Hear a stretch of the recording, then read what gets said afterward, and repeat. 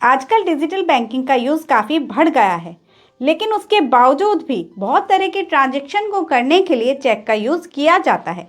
जब भी आप बैंक में अकाउंट ओपन कराते हैं तो बैंक आपको चेक बुक इशू करता है। चेक का यूज़ करके आप किसी को भी पैसे ट्रांसफ़र कर सकते हैं, अपने अकाउंट से पैसे को निकाल भी सकते हैं। अब बात आती है चेक को फिल कैसे किया जाता है। यदि आप जानते भी हैं कि चेक को फिल कैसे किया जाता है तो क्या वो सही तरीका है? Hello everyone, I am Bhavna Singhal. Welcome back to my channel. और आज की वीडियो हम जानेंगे कि चेक को फिल करने का सही तरीका क्या है, जिससे कि आपका चेक कभी रिजेक्ट ना हो और कोई भी आपके साथ फ्रॉड ना कर सके। चेक को भरते समय किन बातों को ध्यान में रखना चाहिए और कैंसिल चेक के बारे में भी जानेंगे। कैंसिल चेक क्या होता है, उसकी ज़रूरत कहाँ पड़ती है और कैंसिल चेक को सही तरीके से कैसे भरा जाता है। फ्रेंड्स, आज की वीडियो बहुत यूज़फुल होने वाली है, तो वीडियो अच्छी लगे तो मेरी वीडियो को लाइक कीजिए और ज़्यादा से ज़्यादा शेयर कीजिए अपने फैमिली, फ्रेंड्स, अपने एम्प्लॉयज़ में, सो दैट कि सब तक ये इन्फॉर्मेशन जा सके। सभी बैंकों की जो चेकबुक होती है वो लगभग एक जैसी होती है। सभी में आपको सेम इन्फॉर्मेशन फिल करनी होती है। ये SBI की चेकबुक है। आज इसके थ्रू ही हम चेक को समझते हैं कि उसमें कौन कौन सी इन्फॉर्मेशन होती है और उनको कैसे फिल किया जाता है। सबसे ऊपर लेफ्ट साइड में बैंक का नाम और उसकी उस ब्रांच का एड्रेस होता है जिसमें आपका अकाउंट है। चेक के राइट साइड में टॉप कॉर्नर पर डेट लिखनी होती है। चलिए मान लेते हैं चेक की इशू डेट 2 दिसंबर 2023 है, तो अब हम यहाँ यही डेट फिल कर लेते हैं। कोई भी चेक इशू डेट से 3 मंथ तक ही वैलिड रहता है। इस टाइम पीरियड के बीच में ही चेक से पेमेंट कराया जा सकता है।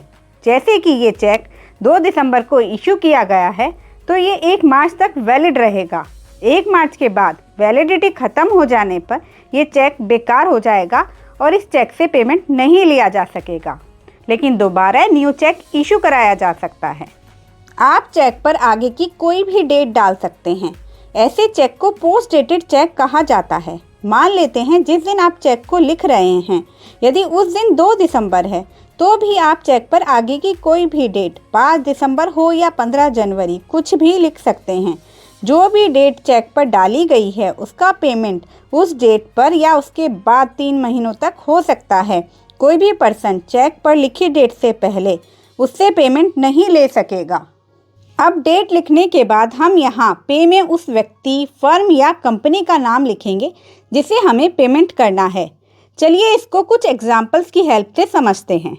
मान लीजिए यदि हमें अमित गुप्ता नाम के पर्सन को पेमेंट करना है तो हम यहाँ पे के आगे अमित गुप्ता लिख देंगे। एग्जाम्पल 2, मान लेते हैं यदि हमें ABC हेल्थ इंश्योरेंस कंपनी को अपनी हेल्थ इंश्योरेंस पॉलिसी का प्रीमियम चेक से पे करना है तो हम पे में इस कंपनी का नाम लिखेंगे, ABC health insurance company limited. Example 3, यदि हमें अपने अकाउंट से चेक के थ्रू कैश निकालना है तो हम यहाँ पे के आगे सेल्फ या अपना ही नाम लिखेंगे। आप हिंदी या इंग्लिश किसी भी लैंग्वेज में चेक को भर सकते हैं। यदि आप चाहते हैं कि आपने जिस व्यक्ति को चेक इशू किया है उसका पेमेंट उसको कैश में ना मिले बल्कि उसके अकाउंट में क्रेडिट हो, तो आपको यहाँ पर या धारक और बियरर वर्ड्स को कट करना होगा, क्योंकि इसका मतलब होता है कि जो व्यक्ति चेक को बैंक में रिप्रेजेंट कर रहा है, बैंक उस व्यक्ति को ही चेक का पेमेंट कर देगा। इसके साथ ही आपको चेक के लेफ्ट साइड कॉर्नर पर 2 पैरेलल लाइन खींचकर उसमें अकाउंट पेई लिखना होगा। ऐसा करने से चेक क्रॉस्ड चेक बन जाएगा और उसका पेमेंट बैंक कैश में ना देकर पेई के अकाउंट में देगा।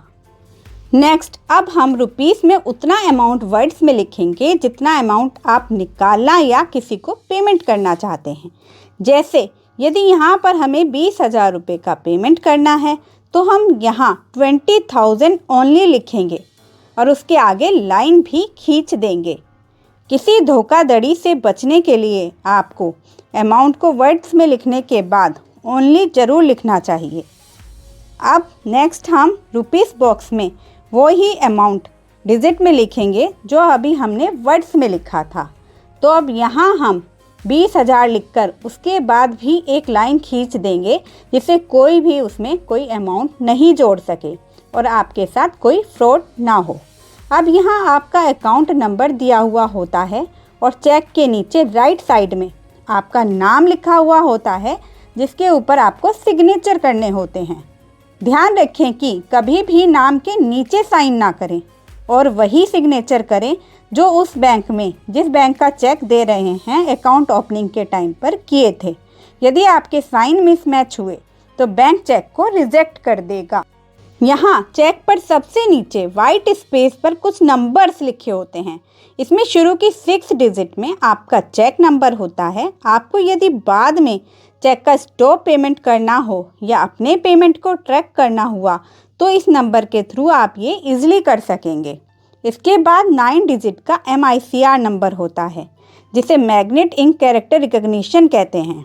जब भी चेक का यूज़ करें तो ध्यान रखें कि इस MICR कोड को किसी तरह का नुकसान ना पहुँचे, क्योंकि इससे ही बैंक आपके चेक को स्कैन करता है और यदि आपका चेक स्कैन ही नहीं हो पाया तो आपका चेक इनवैलिड हो जाएगा। इसके बाद तीसरा number account ID with RBI और लास्ट 2 डिजिट का नंबर ट्रांजैक्शन कोड होता है। ये दोनों ही डायरेक्टली आपकी यूज़ में नहीं आते हैं। ये नंबर आपके चेक की प्रोसेसिंग और सेटलमेंट में हेल्प करते हैं। जब भी आप किसी को चेक दें तो आपकी चेक बुक के स्टार्टिंग में रिकॉर्ड स्लिप होती है, उसको ज़रूर फिल करें। इसमें सबसे पहले चेक नंबर फिल करना होता है, जो आपके चेक पर सबसे नीचे होता है। उसके बाद चेक की इशू डेट लिखें, चेक किसको दे रहे हैं उसका नाम अमाउंट के साथ फिल कर लें, जिससे यदि फ्यूचर में आपको किसी भी ट्रांजैक्शन को ट्रैक करने के लिए किसी इन्फॉर्मेशन की ज़रूरत पड़े तो आपको इजीली मिल जाए। चलिए अब जानते हैं चेक को फिल करते समय किन बातों को ध्यान में रखना चाहिए, जिससे चेक के थ्रू होने वाले फ्रॉड से आप बच सकें। यदि आप इस चेक को देखेंगे तो इसमें सभी इन्फॉर्मेशन फिल की गई है और आपको लग भी रहा होगा कि ये तो बिल्कुल सही भरा हुआ है। लेकिन अब मैं आपको बता दूं, यहाँ चेक में इन्फॉर्मेशन तो सभी फिल की गई है, लेकिन सही तरीके से इसको फिल नहीं किया गया है। जिन बातों को चेक भरते समय ध्यान में रखना चाहिए था, उनका ध्यान इसमें नहीं रखा गया है। यदि कोई व्यक्ति इसमें भरी हुई डिटेल से छेड़छाड़ कर दे तो चेक इशू करने वाले व्यक्ति को काफ़ी नुकसान हो सकता है। चलिए अब देखते हैं इस चेक को फिल करते समय क्या मिस्टेक्स की गई हैं। सबसे पहले अमित गुप्ता लिखते समय अमित और गुप्ता के बीच में काफ़ी गैप है, जिसे कोई व्यक्ति चाहे तो यहाँ कुछ चेंज भी कर सकता है। जैसे अमित में ए लगाकर अमिता भी बना सकता है। नाम और अमाउंट को लिखते समय स्टार्टिंग में भी बहुत गैप रखा गया है, तो कोई भी व्यक्ति 8000 को 28,000 या कुछ और इजीली बना सकता है। तो आप जब भी चेक को फिल करें तो स्टार्टिंग में कोई गैप ना दें और नाम को लिखते समय 2 वर्ड्स के बीच जितना गैप जरूरी होता है उतना ही गैप दें। इस चेक को फिल करने का सही तरीका ये होगा।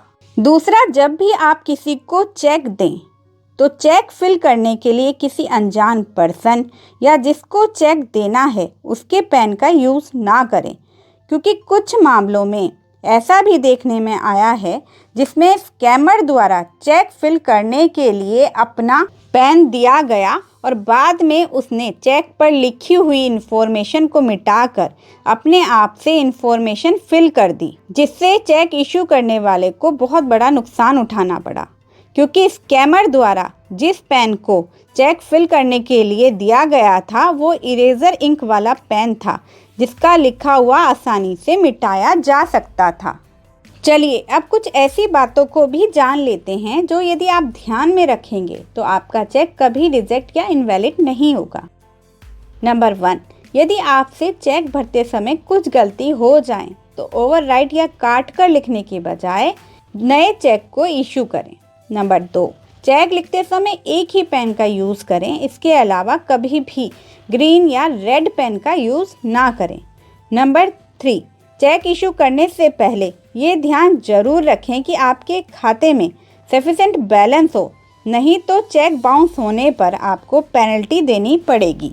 चलिए अब बात करते हैं कैंसिल्ड चेक की। बहुत सारी ऑर्गेनाइजेशन ऐसी होती हैं जो आपसे आपके बैंक का कैंसिल चेक मांगती हैं, लेकिन कैंसिल चेक को सही तरीके से भरने की जानकारी ना होने पर बहुत से लोगों के कैंसिल चेक का मिसयूज हो रहा है। किसी भी ऑर्गेनाइजेशन को यदि आपके बैंक अकाउंट की जानकारी चाहिए होती है तो वो आपसे आपके बैंक का कैंसिल चेक मांगते हैं, क्योंकि आपके चेक पर आपके बैंक की सब डिटेल होती है। जैसे आपके चेक पर आपका नाम, आपका अकाउंट किस ब्रांच में है उसकी डिटेल, आपका अकाउंट नंबर होता है।